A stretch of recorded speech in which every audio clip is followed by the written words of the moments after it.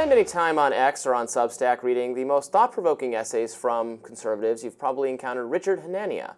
Richard is the author of the book, The Origins of Woke, which explains how civil rights law created the conditions for woke progressives to engage in ideological enforcement in schools and in the workplace. He is extremely critical of woke progressives, and during the pandemic he strongly denounced COVID overreaches like mask mandates and school closures. But Richard also has a lot of strident criticisms for conservatives. He writes that on average right-wing people are not as well informed as left-wing people, and has also authored a recent newsletter piece that I thought this audience would like to hear about. It's titled Why Americans Should Die for Ukraine, challenging prevailing wisdom on the right about the importance of U.S. involvement in that conflict. Richard Hanania joins me now to discuss that and much more, the election, politics, etc. Richard, I read a lot of what you write, and I find myself nodding along in agreement, sometimes vigorous agreement with like most of it, and then I'll read something that I totally disagree with, or even something that like offends me on a visceral level. That's probably a good trait for an intellectual, that I don't just like automatically agree with what you say, or I think it's worth reading even when I don't appreciate it. But you would, I think, concede that you have been lumped under a variety of ideological categories on the right broadly over the last few years. I think I knew you first as a kind of Iraq war critic, non-interventionist. I think that's what you were on Rising the first time to talk about. And then we were like very in sync on COVID stuff. But you're now more of like a liberal internationalist foreign policy person, but you're also libertarian on a lot of regulatory issues. So why don't you describe yourself for viewers who are thinking right now, who is this person and this doesn't make any sense? Yeah, well, thanks for having me on, Robbie. I am, I'm an independent writer, so I have the luxury of being able to say what I think and write what I want to write about and not be necessarily beholden to any line. And sometimes I can change my mind and I don't have to explain it. Well, I explain it to my readers, but I don't have to, explain it to some ideological movement or donors or something like that. But basically, if you just want sort of the summary of my politics, I'm a classical libertarian. I used to be, the big substantive change in my politics over the last 3 years or so has been on foreign policy. I've become more sympathetic towards liberal internationalism, less sympathetic towards restraint or isolationism. I haven't gone the full, sort of resistance, MSNBC, State Department line. In some ways, I go beyond them on certain issues on foreign policy. I think Trump's Middle Eastern policy, the Abraham Accords, I think was a huge success. So in some ways, I'm to the right of the foreign policy establishment. In some ways, I'm with them. But other than that, I'm basically a libertarian, classical liberal who's critical of both sides.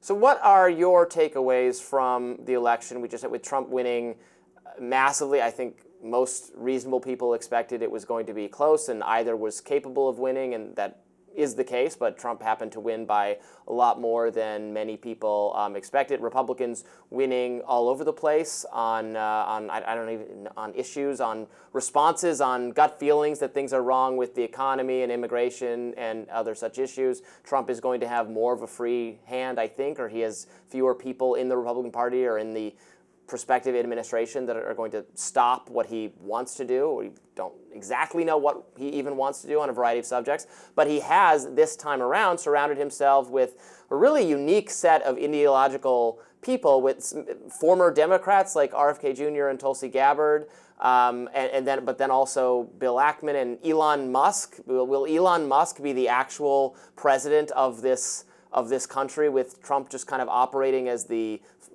front man or the spokesperson for the tech right agenda? Yeah, I mean, so there's a couple ways of looking at this Trump victory, and it's quite remarkable. I mean, first of all, I think just we have to sort of from a historical perspective and sort of from a perspective of historical causation, just acknowledge Trump's unique appeal. I was looking at the results that, the Mark Robinson scandal, and Mark Robinson lost by 10, 15 points because, of course he did. He had this scandal where he was on this pornographic website and talking about all kinds of weird things. Carrie Lake is another kind of person who, lost by a comfortable amount in Arizona.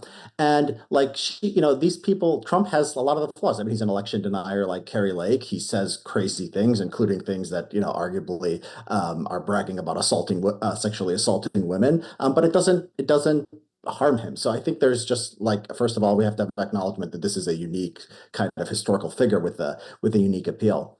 And as for his victory, there's two ways to look at it. So the tech right, this is something that I wrote about last year. It was the emergence of these people in Silicon Valley. I was thinking about Mark Andreessen, lesser extent Elon Musk. I mean, he had bought Twitter at that point. He hadn't gone all in on Trump yet. So you have these influences.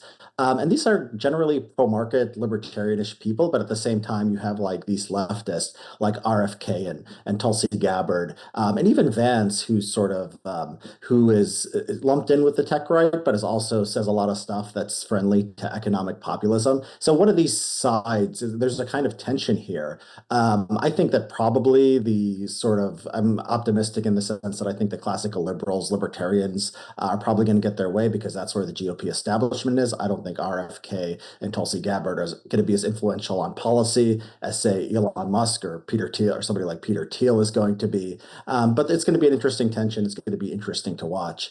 And then, so that's like the elite level. And then you could look at the level of sort of the mass public.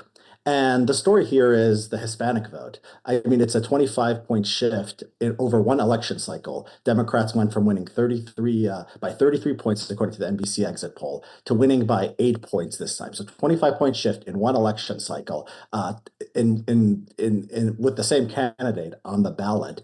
This is also sort of remarkable. I wrote an essay the other day about how this sort of discredits both the left and the right in their sort of demographic, determinism. We used to hear a lot about this during the days of the Obama coalition. They told us about the browning of America. This was something liberals, took seriously and were sort of optimistic about. Maybe Republicans could squeeze out one or two more elections, but then we're on a path to a permanent majority. And then Republicans started to believe it, and people like Tucker Carlson, like Ed Coulter, were saying, okay, we have to keep the country white because, as liberals tell us, it's going to be a less white country, so Republicans will never be able to win an election again. And as it turned out, Hispanics are basically, if you could shift people to 25 percentage points in one election cycle, like you'd be foolish to be making predictions 20, 30 years down the line, generationally. Also, Trump's success, the other part of the demographic momentum was about the idea that young people in general were moving to the left. And we've seen, a shift in the other direction too. So I think that there's just it's a huge victory for Trump, for the Trump movement, and also like a blow against this demographic determinism, which I think is unhealthy for both sides. It's unhealthy when the left sits there and say, we're going to become less white, therefore we're going to win. And it's unhealthy when conservatives sit there and say, we need to restrict immigration because we're getting replaced. So that's something that makes me optimistic. We're going to talk a lot more about that coming up next. Back with Richard Hanania, the author of the book, The Origins of Woke, talking about the election and just other stuff. We were talking in the first part of our interview about shifting demographics. This is something I have been talking about for a long time, and I'm wondering if now the Republican Party will finally notice. And it actually has to do with wokeness, because I realized a while ago, and you probably realized this too, that the wokest people, like the people who want to say Latinx and trigger warnings, etc., are, well, first of all, they're disproportionately affluent and highly educated people, and they're the native-born citizenry. They're the people whose ancestors came over on the Mayflower or whatever. So that was my first attempt to disabuse conservatives of the notion that more immigration was going to make the Republican Party unelectable. More immigrants.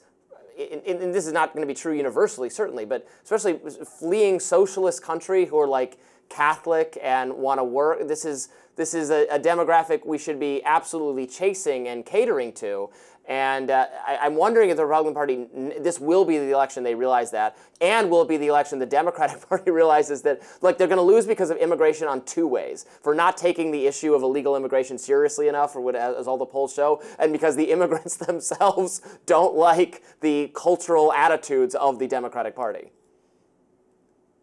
Yeah, you're right. And I think another thing too is just we've seen in the last few years, just internationally, if you think Latin Americans are always going to be leftist, I mean, have you looked at Argentina? Have you looked at El Salvador, where Bukele had just decided to lock up all the criminals and has a 90% approval rating or whatever it happens to be? And yes, and sometimes in Latin America, you get a Hugo Chavez or a Maduro or a Castro in a non-democratic setting. But I think all of this is just to show you like history is a living thing. It's not like you can just sit there and count up the whites and count up the Hispanics and count up the blacks and in 2040 or 2050 know what America is going to look like. So I think like conservatives and liberals and all people who are into ideas, we should just be fighting the battle of ideas and like maybe one demographic leans one way or the other, but that's not determinative. And it's just like good if our politics, if we just don't think like this.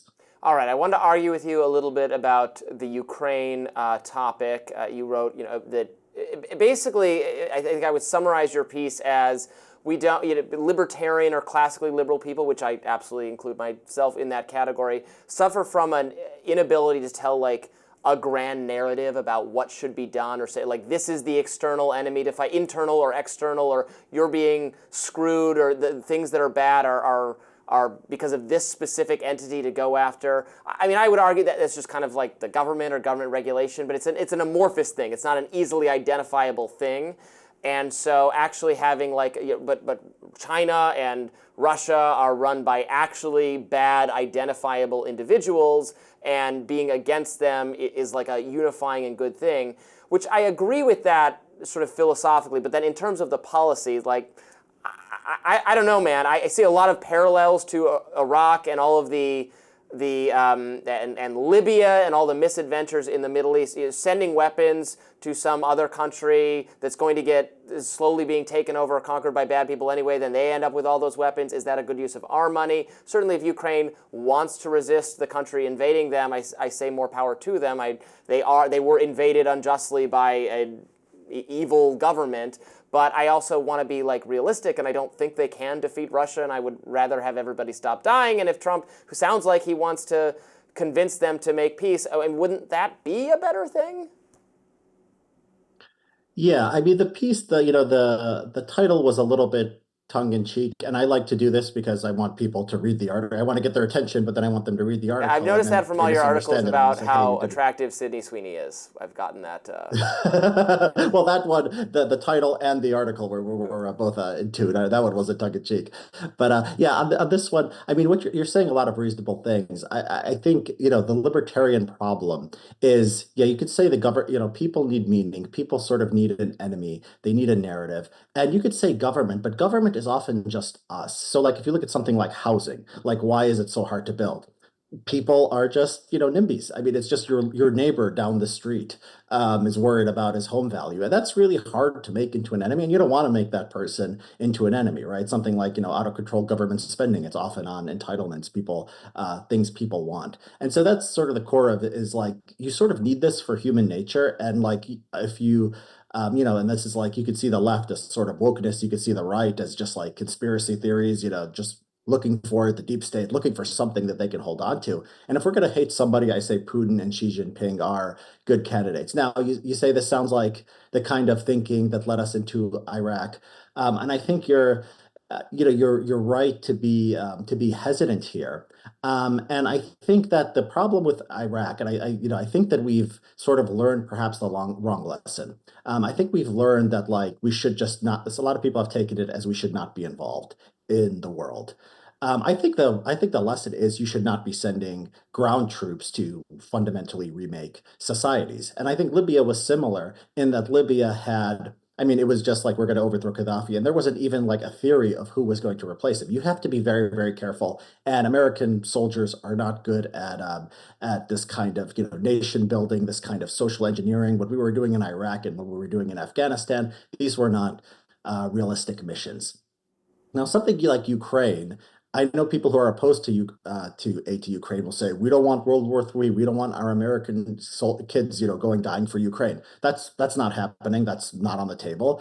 what Ukraine wants is money, and what Ukraine wants is arms, and they have a just cause. And I think that you're right. There is a kind of there is reason to be skeptical that they can actually defeat Russia. I mean, I think maybe there is a role for us to perhaps nudge them in the direction of a peace settlement. But I think whatever that looks like in the end, you could either have a strong Ukraine or you could have a weak Ukraine. And a Ukraine that has more money and more weapons is always going to be in a better position to negotiate. I think a lot of people on the right, particularly, just sort of want to cut off Ukraine, and that's the way you end the war. I don't think that's a moral or a just outcome, and I don't think that's good for us, sort of, just sort of psychologically, and for the national spirit and for what we stand for in the world. Because I don't think it's. I think this is something that realists and restrainers get wrong. Like, a nation sort of has to have a purpose, and you can take it too far. You could end up, 20 years of nation building in Afghanistan, and that could be a mistake. But just to say we're going to hunker down and we couldn't care less what happens, Putin wants to take over half of Ukraine and put everybody who speaks out against him into camps, and we're just fine with that.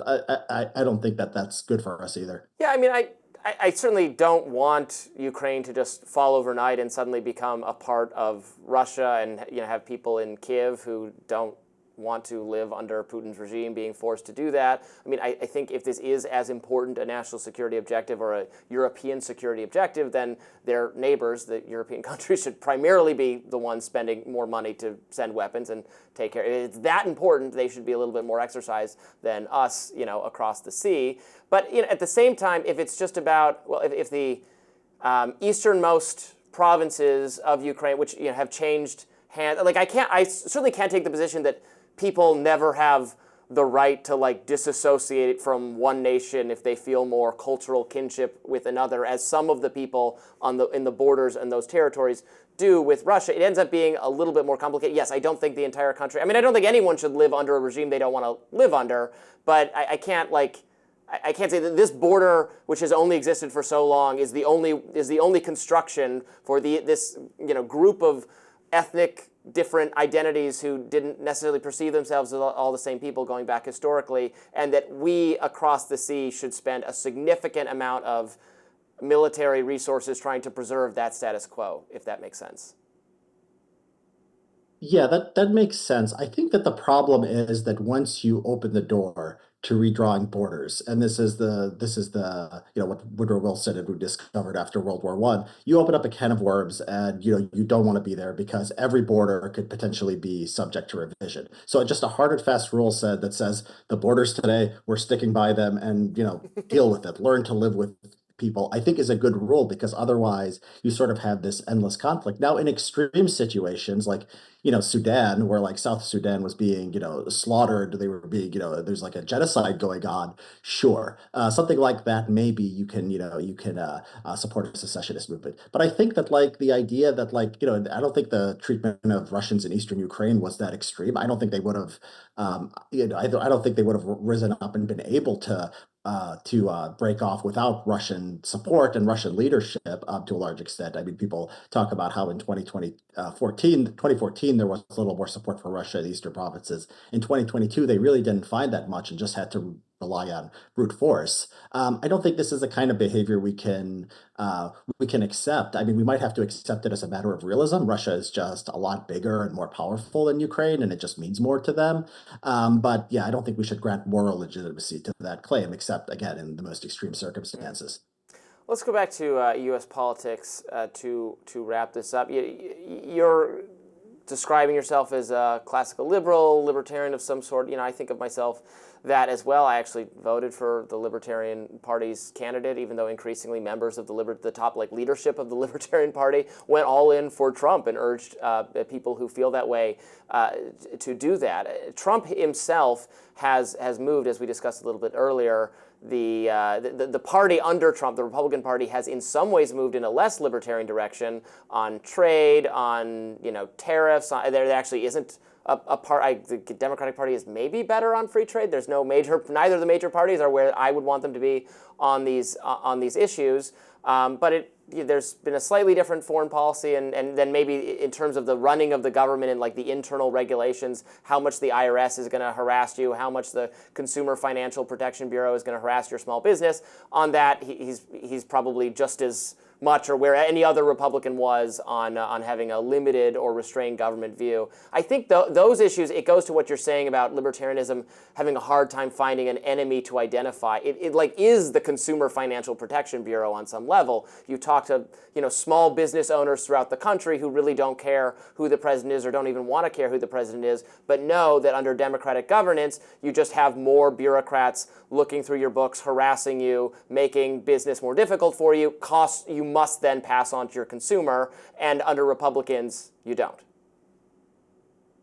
Yeah, I mean, I think that's right. I think my case for Trump is, look, I believe in economic freedom. I think it's the most important thing, and I think it's the best thing for society. And Republicans just sort of as a knee-jerk thing, not because they're all necessarily reading Adam Smith and Frederick Hayek. I mean, I think there's, often in history, it's sort of people support good things for the wrong reasons. A lot of them are just, conspiracy theorists to think the government is out to get them. But they happen to Well, come sometimes down we're right when on we the, think the the government is out to right. get us, right? And so, yeah, it depends on sort of how you formulate that statement, sure. But yeah, I mean, but another thing that you're getting at is sort of this anti-trade, kind of, and there's this sort of economic populism that Trump sounds, sympathetic to, and Vance sounds sympathetic to. I think I go by the first administration, and for the most part, I mean, they didn't do that stuff. I actually created a betting market on the degree to which Trump will have a major tariff. So it was conditional. If Trump wins, will the total tariffs reach like 6% on weighted goods? And there's a way to calculate that. And I took the side of no, because I wanted to publicly say, like, I think tariffs will go up a little bit, like they did in the first administration. But if from what we can measure, I don't think we're going to get extreme. So he promised a 10% tariff. I put the number at 6%. That we would not get up to 6%. It's about 3-4% now. But it's if you take the economic nationalism seriously enough, if I thought that like the worst statements of Trump and Vance on the economy were going to become law, I would probably vote for Harris or like restrain from voting. I don't believe that from the first administration. I don't believe that based on sort of the power centers within the Republican Party, based on where most senators and most members of Congress are at. On immigration and trade, yes, because there's this general sort of, sort of anti-foreigner thing going on that, there's kind of a demagoguery on the right. But in general, I think Republicans are better for economic growth. I think we've seen that at the state level. I have an analysis of 40 years of basically economic freedom being correlated with growing population and faster GDP growth. And so, yes, I mean, I think we're at the point where the reasonable position is like Republicans are still better at the economy, but there's a lot of sort of trends and intellectual currents on the right that are worth worrying about and thinking about how to counteract. Hmm. Richard Hanania, thank you so much for joining me today. This was very enjoyable. Thank you, Robbie.